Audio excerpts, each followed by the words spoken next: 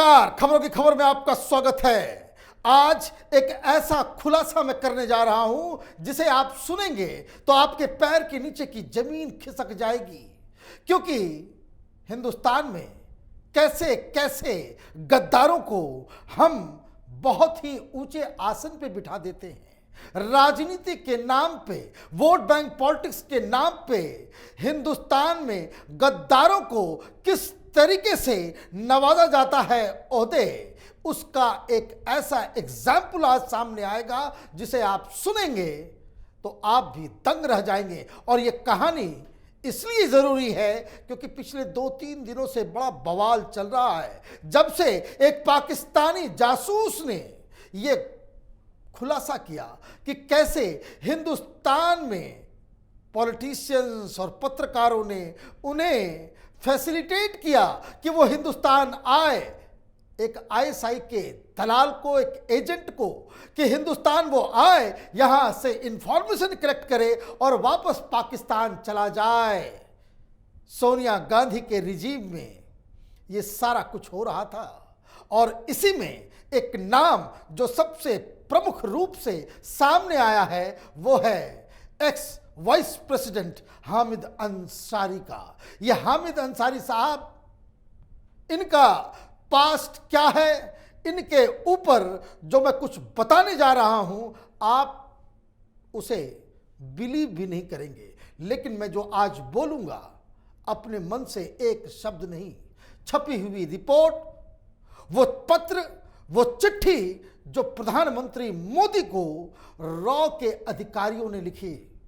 और कई सारे लोग गूगल पे ये बात कह रहे हैं, डिबेट और डिस्कशन में ये बताया जा रहा है कि जब हामिद अंसारी वाइस प्रेसिडेंट नहीं रहे, जब उनको फेयरवेल दिया जा रहा था तो प्रधानमंत्री मोदी ने बहुत ही करारा चोट दिया था अपने भाषणों के जरिए। हालांकि उन्होंने तो खुल के नहीं कहा, लेकिन उनके पास जो जानकारियां थी हामिद अंसारी के बारे में, उसका खुलासा तो नहीं हुआ।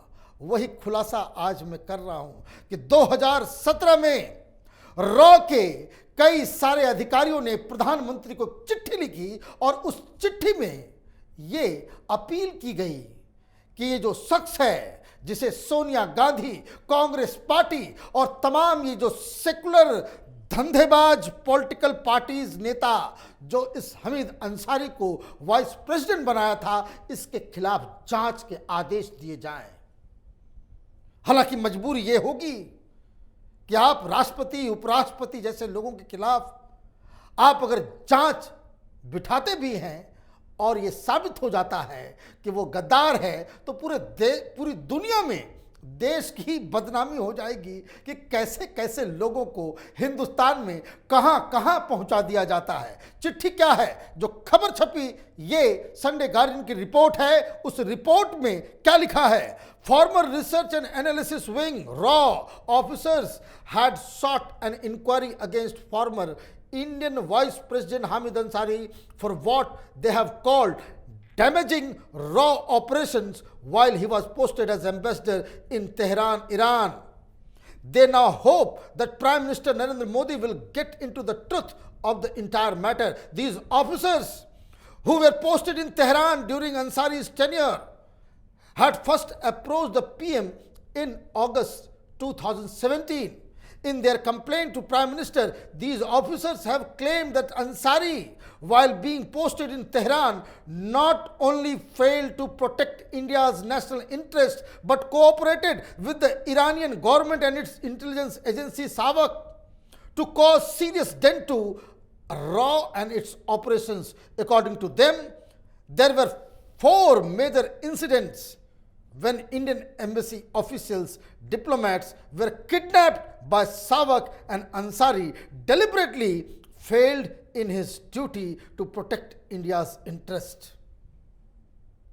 यह साफ इस चिट्ठी में लिखा हुआ है कि जब ये ईरान के एम्बेसडर थे तो 4 ऐसी घटनाएं हुई कि जिसमें ईरान की इंटेलिजेंस एजेंसियां, उन्होंने हिंदुस्तान के ऑफिसर्स, रॉ ऑफिसर्स को उन्होंने किडनैप किया और ये वहां एम्बेसडर बने बैठे रहे और चीजों को बेहतर करने के बजाय इन्होंने कुछ ऐसे काम किए कि जिससे हिंदुस्तान की जो एजेंसी है रॉ, उसके ऑपरेशंस को बहुत बड़ा नुकसान हुआ। कहानी जब आगे बढ़ेगी तो आपको समझ में आएगा, सिर्फ ईरान ही नहीं, इस हामिद अंसारी की वजह से पूरे वेस्ट एशिया के अंदर आपने रॉ के सारे ऑपरेशंस को एक्सपोज कर दिया। ये मत भूलिए, ये 1991 कश्मीर में हिंदुओं को भगाया जा रहा था, इनको ईरान भेजा गया और आईएसआई पूरी तरीके से इस फिराक में रहती थी कि कहां कहां रॉ ऑपरेशंस हो रहे हैं, जरा उस पर नजर रखी जाए। ईरान एक मुस्लिम कंट्री है, कश्मीर के लड़के वहां जाकर के आर्म्स की ट्रेनिंग ले रहे थे और जिस शख्स ने बाकायदा इसके बारे में खुलासा किया, जानकारी दी, उसकी ही इंफॉर्मेशन हामिद अंसारी ने लीक कर दी और उसे वहां से छोड़ के भागना पड़ा और टॉर्चर भी किया गया। ये कहानी मैं आगे बढ़ाऊंगा, लेकिन वो इंसिडेंट्स किस तरह के हैं, वो पहला इंसिडेंट आप सुनेंगे, आप भी दंग रह जाएंगे।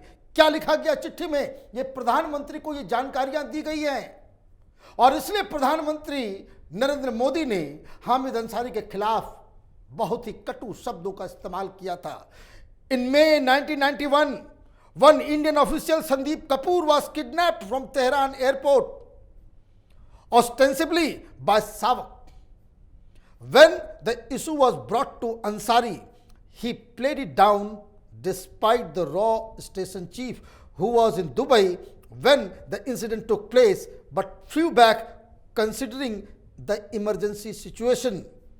Bringing him personally on the matter, Ansari did not take any step to trace Kapoor, but sent a confidential report to MEA that Kapoor was missing and that his activities were suspect in Iran, as he was said to be involved with some local woman. He deliberately failed to mention that RAW had reported about the involvement of Savak in the case. आप समझिए क्या हुआ। Raw के एक agent को Iran की जो सावक, जो इंटेलिजेंस एजेंसी, वो उठा ले गई और ये बहुत ही इंपॉर्टेंट शख्स था, नाम संदीप कपूर, और जो वो ईरान में जो रॉ के जो स्टेशन हेड थे वो दुबई में थे। भागे भागे आए कि भाई उनका एक बहुत बड़ा एक एजेंट पकड़ा गया है, पता नहीं क्या बवाल होगा। वो अंसारी के पास गए, अंसारी कहते कोई बात नहीं, तो रहने दो, जैसे उनको सब कुछ मालूम है। और उल्टा ये कि आप अपने एजेंट को बचाएं, आपने दिल्ली चिट्ठी लिख दी कि यह आदमी गलत काम कर रहा था, भाई ये आपका जासूस है, आपका एजेंट है, और आपने क्या किया, उल्टी रिपोर्ट दे दी कि भाई किसी महिला के साथ इसका रिलेशनशिप था। क्या हुआ आगे? 3 days later, an anonymous phone call to the Indian embassy informed the receiver that Kapoor is lying at a particular place on the roadside. He was drugged, the effect of which lasted for several years, despite RAW's advice to report and laws of protest with the Iranian Foreign Office. Ansari did not take any action. Kidnap करके ले गए, 3 दिन तक torture किया और ऐसा drug दिया कि सालों तक उसका इंपैक्ट रहा। हमारा ये जो एजेंट था वो किसी काम का नहीं रहा। और जब वहां पे रॉ अधिकारियों ने कहा कि ये मैटर उठाया जाना चाहिए ईरान की सरकार के साथ, ईरान के ऑफिशियल्स के साथ, कि हमारे लोगों को आपने उठा करके सड़क पे फेंक दिया, अंसारी साहब ने कुछ नहीं किया। क्यों नहीं किया? क्या उनको सब कुछ मालूम था? क्या उनके नॉलेज में किडनैपिंग हुई? आपने उल्टा एक रिपोर्ट भी दिया, और जब वो सड़क पे पाया जाता है एक इंडियन नेशनल, एक इंडियन एजेंट, तो आप इस तरह की कार्रवाई बिल्कुल उसे आप ढांक चुप देते हो। इसका जवाब कौन देगा? इसका जवाब कौन देगा? और यहां जब ये वाइस प्रेसिडेंट बन जाते हैं यूपीए सरकार के दौरान, तो आप इनवाइट भेज रहे हो किसको? आईएसआई के एजेंट को। आईएसआई का एजेंट तुम्हारे लिए मेहमान है और हिंदुस्तान का एजेंट वो कोई यूजलेस व्यक्ति है जिसे मार के कोई फेंक दे रहा है सड़क के किनारे और आप कोई एक्शन नहीं लेते। दूसरी कहानी, अगस्त 1991, Raw was keeping an eye on Kashmiri youth who were regularly visiting Qom, a religious center in Iran, and were taking arms training despite the old Raw staff advising him not to do so. The new station chief of Raw told Ansari about the operation. Ansari gave the name to the officer who was handling this operation, DB Mathur, to the Iranian Foreign Office, who passed it to Savak, and Mathur was picked up by them on a morning while coming to Indian embassy. By the evening, it was clear that he has been picked up by Savak. मतलब ये कि Kashmiri youth जो Iran में arms की training ले रहे थे, उसके बारे में उन पे नजर रखी जा रही थी कि कौन कश्मीर से आ रहा है, कौन जा रहा है, ये सारी चीजें हो रही थी। तो डीबी माथुर जो स्टेशन ऑफिसर थे रॉ के वहां, वो अंसारी को जाकर के बताने चले गए कि हम इन सब चीजों पे नजर रख रहे हैं। हालांकि रॉ के तमाम अधिकारी, ये सारी कहानियां एनके सूद जो वहां पोस्टेड थे उनके जरिए बाहर आई है कि उन्होंने, सब लोगों ने मना किया कि अंसारी को मत बताओ कि कश्मीरी यूथ के ऊपर हम लोग नजर रख रहे हैं, लेकिन फिर भी अपनी ड्यूटी समझते हुए उन्होंने बता दिया। अब एनके सूद साहब और ये चिट्ठी जो प्रधानमंत्री को लिखी गई, उसमें यह बताया गया कि जैसे ही हामिद अंसारी को यह मालूम चलता है कि कश्मीरी लड़कों के ऊपर नजर रखी जा रही है और ये लोग कर रहे हैं, वहां के अधिकारियों को, ईरान के अधिकारियों को डीबी माथुर का नाम दे दिया जाता है कि भाई ये देखो, ये आदमी सारा कुछ कर रहा है। एनके सूद का भी नाम एक्सपोज हो जाता है। ये आपका एम्बेसडर, हिंदुस्तान का एम्बेसडर खुद वहां बैठ के इंडियन एजेंट्स को एक्सपोज कर रहा है। और हुआ क्या, इनको उठा के लेके चलेगी सावक वाले, और ये चुप बैठ गए कि जैसे इनको कुछ मालूम ही नहीं। फिर वहां के लोगों ने अटल बिहारी वाजपेयी को फोन किया। 1991 की कहानी, अपोजिशन लीडर थे ये। अटल बिहारी वाजपेयी ने फिर जाकर के पीवी नरसिम्हा राव से बातचीत की, तो फिर वहां से उनको रिलीज किया गया। 72 घंटे में वो बाहर आए, और बाहर आए तो उन्होंने सारी कहानी बताई कि भैया ऐसे ऐसे इस सारे लोगों को एक्सपोज कर दिया गया है कि कौन कौन लोग रॉ के लिए काम कर रहे हैं ईरान में। तो ये अंसारी साहब का काम है। मैं देख रहा था टेलीविजन चैनल पे, भाई क्यों नाम लिया जा रहा है किसी को, पत्रकार को, भाई इसका एंटीसीडेंट यही है। अब एक और वाक्य बताता हूं। The beating up of PK Venugopal, the रॉ station chief, by SAVAK before being let off. The station chief was picked up while he was on a sightseeing tour with an Iranian woman. Ansari never lodged a complaint with the Iranian authorities. Later, Ansari recommended his recall from Iran and he was later dismissed from service. However, this is where things became interesting. She wanted an Indian visa to meet Venugopal, which was resisted by Raw. However, Ansari went ahead and gave her the visa. ये mister Venugopal raw के chief, Iran के पूरे operation के, उनको सावक वाले पकड़ के ले जाते हैं। किस समय? जब वो एक ईरानियन महिला के साथ घूम रहे थे। अब आपके स्टेशन हेड को उठा के कोई ले जा रहा है, आप क्या करेंगे? किसी को बताएंगे नहीं, चुप हो जाएंगे। तीनों ने बताया नहीं, उल्टा ये रिकमेंड कर दिया कि इसको वापस बुला लिया जाए इंडिया, वापस इंडिया बुला लिया जाए। और ऐसा रिकमेंडेशन दिया कि वो वापस भी आ गए वेणुगोपाल, और उनको सर्विस से भी टर्मिनेट कर दिया गया। बताइए। और उसके बाद कहानी में एक ट्विस्ट आता है कि जब वो महिला जिसके साथ वो नजर आ रहे थे, वो इनसे मिलती है, वो कहती है कि भाई हमें जाना है इंडिया मिलने के लिए वेणुगोपाल को। रॉ के तमाम अधिकारियों ने कहा कि भाई इसको वीजा नहीं देने का, लेकिन अंसारी साहब पता नहीं क्या डील हुई, नहीं हुई, क्या हुआ नहीं हुआ, जरूर कोई ईरानियन एजेंट होगी, इन्होंने वीजा दे दिया। ठीक वैसे ही जैसे पाकिस्तानी आईएसआई एजेंट को यहाँ पे बुलाने के लिए वाइस प्रेसिडेंट बुला रहा है, भाई कौन रोकेगा। सलमान खुर्शीद फॉरेन मिनिस्टर, एक से एक बड़े बड़े पत्रकार, एक से एक मिली गजट के लोग, तो पता नहीं कौन कौन, उनको होस्ट करने के लिए ये लेफ्ट लिबरल कबाल, ये टुकड़े टुकड़े गैंग, ये पाकिस्तानी दलालों को, एजेंटों को बुलाता है, सेमिनार करवाता है, इंटरव्यूज होते हैं।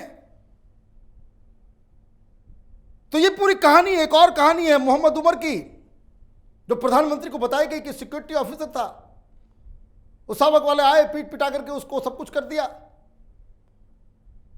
आपने प्रोटेस्ट नहीं किया, आपने कुछ बताया नहीं, कुछ किया नहीं, और बाद में उसके ही खिलाफ आपने कार्रवाई कर दी, उसे वापस भेज दिया और ये कह दिया कि ये बाहर जाने के लायक ही नहीं है, सर्विस करने के लायक ही नहीं है। तो ये सारी जानकारियां और भी कई सारी कहानियां हैं। वीडियो लंबा हो रहा है इसलिए उसको कट शॉर्ट कर रहे हैं कि हिंदुस्तान में इस तरह की जानकारियां पहले से थी।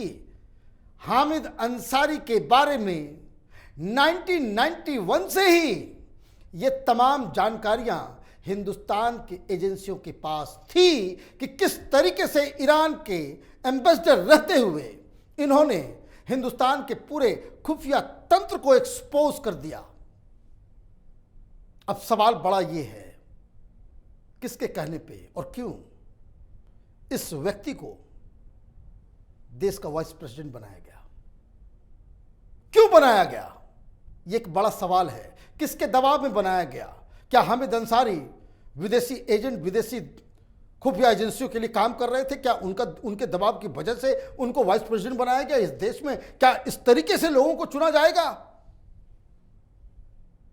क्योंकि ये जानकारियां अगर रॉ ऑफिशियल्स के पास है तो रॉ के सारे एजेंट्स को इनकी करतूतों के बारे में जानकारी होगी,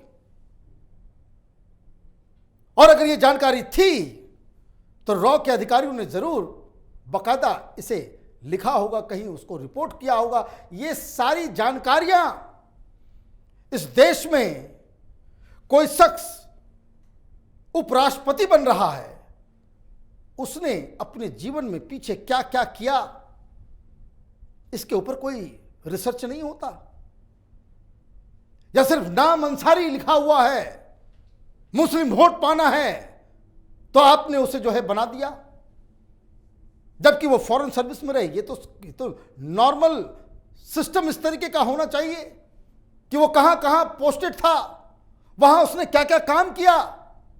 लेकिन ये वोट बैंक की राजनीति ने हिंदुस्तान का कितना बड़ा नुकसान किया है, इसका मतलब यही है कि अब तक जो सरकारें चल रही थी उसमें यही था कि देश से के साथ आप जितनी ज्यादा गद्दारी करोगे उतना बड़ा इनाम मिलेगा।